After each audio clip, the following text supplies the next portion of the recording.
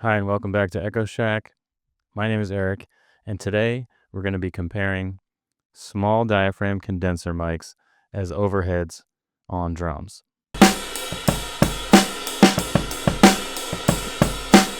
So this is the third installment, if you will, of these videos that I've made. I made a video using dynamic mics, and then I made a video using ribbon mics. So this is the small diaphragm condenser version, and then I'm going to do a large diaphragm condenser version as well. Please check those videos out. I have linked a playlist in the description for you to check out. So again, similar to the last one, this video uses just a simple setup, just one mic as an overhead. I did also record a kick mic, an RE20 kick mic, but for the examples that you're going to hear are just going to be the overhead. But in the free download link, you're welcome to download the kick mic as well that goes with those. I like to supply every once in a while a free download just because it gives you something to play with on your own, process them, because, these microphone selections, they're out of context, right? They're not, it's just a overhead mic soloed. So how it will fit into a mix, that's for you to decide which one you like. So there's a link in the description as well that goes to my website where you can download the raw audio from this session. The drum setup, I'm using my 80s, early 80s, late 70s, early 80s Pearl concert tom kit, and got a Ludwig Acrolite snare drum on this setup as well. And the cymbals are vintage Zildjians, hi-hats and ride from the late 60s. So just a simple setup. And for each one, I'm playing somewhat of a similar beat and tried to keep a similar velocity as well. These were recorded all in the same, basically, hour that I decided to record this to try to keep it consistent. So here's the mic lineup. First up,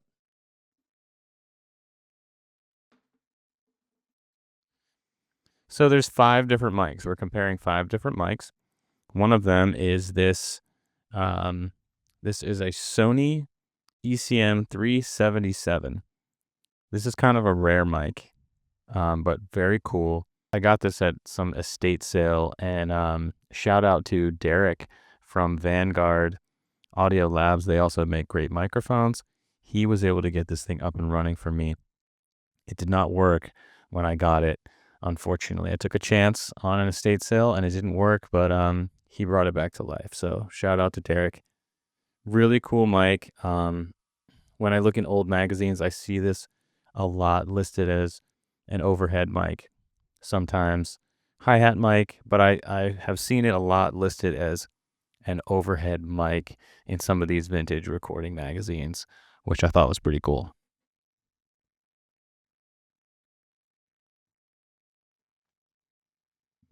Okay, then we've got an AKG 451E. This is an old mic as well, and this has the capsule on it is a CK5, and I believe it's similar to the CK1, which was sort of the most common, but this had a like a windscreen inside of it, I guess for more stage use or maybe outdoor. It looks like a lot of that has disintegrated. So yeah, I don't know. Sounds pretty good to me. I like it, and it's got a vintage vibe.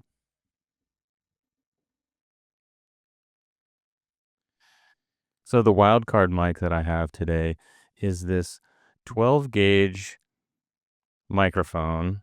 The model, I believe, is it just says number 1791, 12 gauge blue.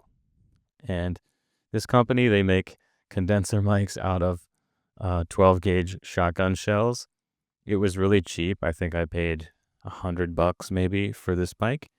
So I thought it would be fun to include it in this shootout. So tell me what you think about this.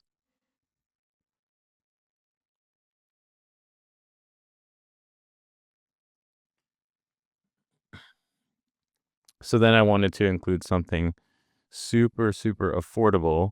And this is a a microphone by Samson, and this is called the C02. And I got this mic, I believe this is a hyper-cardioid pattern. The rest of them are cardioid in this Shootout. But so the CO2, I got a pair of these. Came in a nice case and everything. I think I found it on Craigslist. I think I paid $75 for the pair. And I really just wanted to try them out and see. And yeah, let me know what you think about these. I included this in the Shootout. I've been using these just as an extra easy setup kind of mic. They're definitely bright, so I use them for sometimes hi-hat. I've used them on certain percussion when I really want things to cut through. And yeah, for $75 for a pair, I don't mind it. So then we've got, this is an Audio-Technica 4051A. So this is the older model. I believe they don't make this anymore. Now it's a 4051B, I think. I love this mic. This just has a really cool frequency response. Shout out to Kush Audio. I watched one of his videos years ago, and he broke down like a 70s kind of drum sound, and he was using these overheads. So I went on Reverb and I found a pair, and they weren't too bad. I mean, I think I paid maybe $500 for a pair of these, and they're really nice mics, and they have a really great sound. So let me know what you think about these. And that's all 5. Those are the 5 mics that I chose to work with today. So please let me know in the comments what you think about this. So I want to take a second and encourage you to check out my website, echoshack.info, linked in the description. There you can find the audio from this session as well as some of my other YouTube videos. I have some free downloads there. I have some sample packs for purchase. Any of that helps the channel, helps me to keep making these videos for you guys. Also, feel free to get in touch. I do a lot of remote drum recording. I've been working with people from all over the world thanks to this channel and thanks to the support of this channel. So if you're interested in doing that, definitely hit me up through the website. I would love to hear your music and chat about it and see if we can record some drums to it.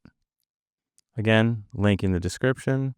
If you haven't already, please like and subscribe. That also helps the channel.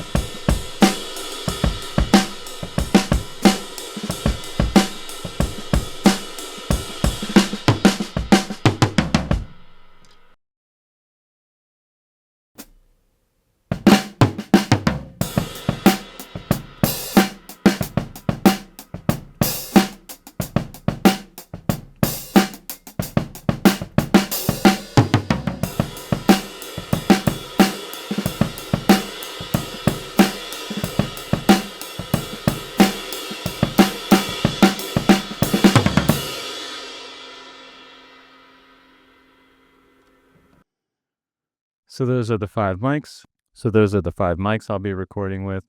Please let me know in the comments which one you like, which one you would use. And if you get a chance to work with the files, let me know what you think about how it sat in the mix, or if you tried compression or EQ with these mics. If you haven't already, please like and subscribe. That also helps the channel. And I'll see you on the next one.